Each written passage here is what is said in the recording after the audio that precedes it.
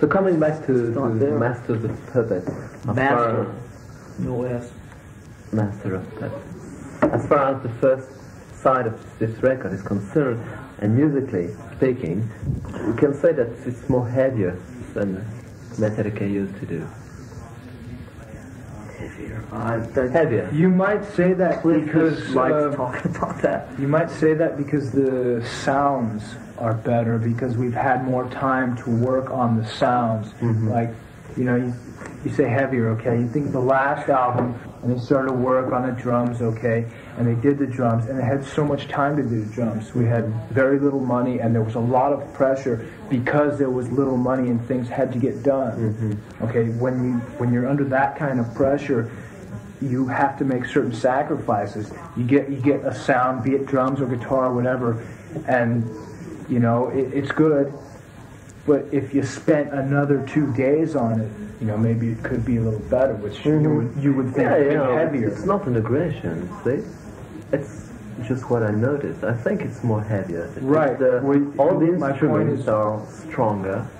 We've had more time to make things stronger. It's very...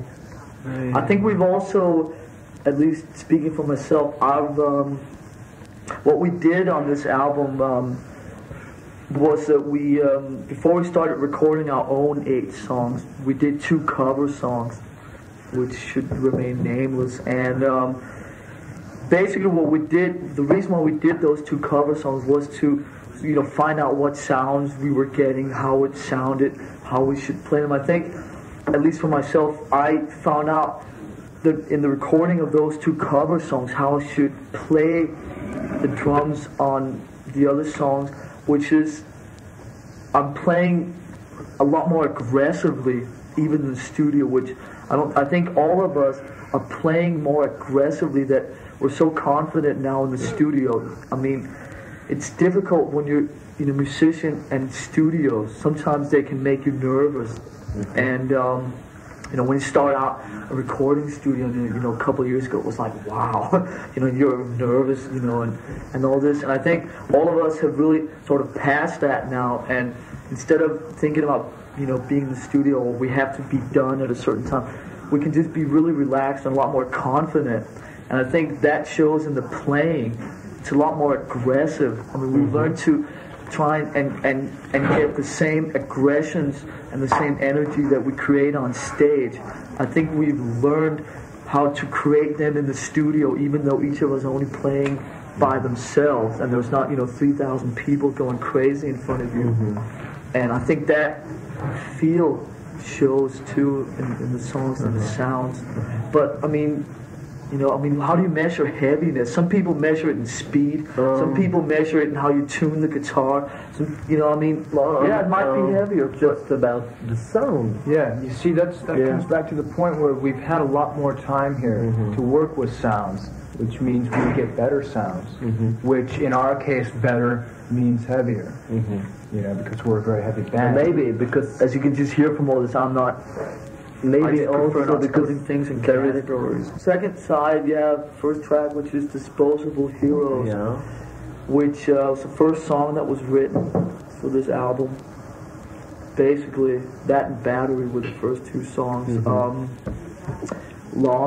8.5 minutes. Lyrically, it's the same subject as Master of Puppets, which is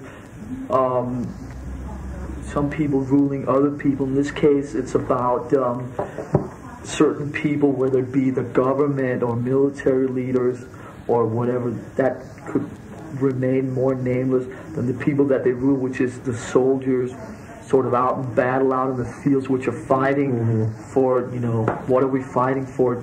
But they're still being sort of told what to, you have to go kill these people, but the big question mark from the soldiers, why do I have to kill these people just because these people, which is, it's kind of been done before, that sort of lyric thing, but I mean, it's, the lyrics are really good.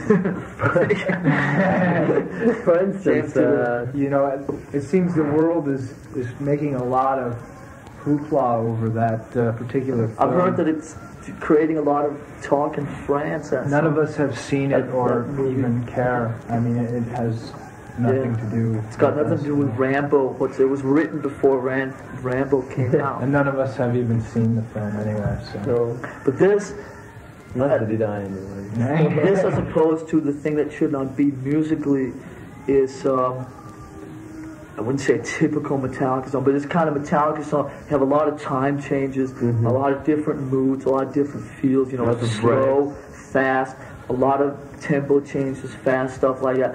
I think the playing on it from musicianship point of view is a lot of things, musical ability as opposed to the other song where it's just kept more basic and it works really well for this song. I don't know what else to say about it. It's we played it at Frankfurt at the Lorelei Festival.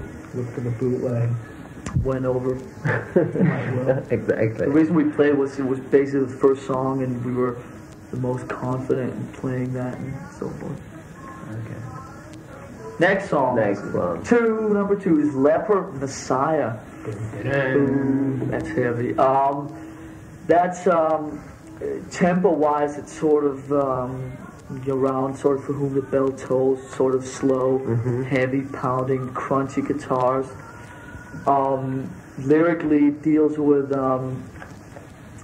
this phenomenon in America, which I don't think has really been experienced yet in Europe, which is television evangelism. Yeah, television evangelism is probably one of the best words for it.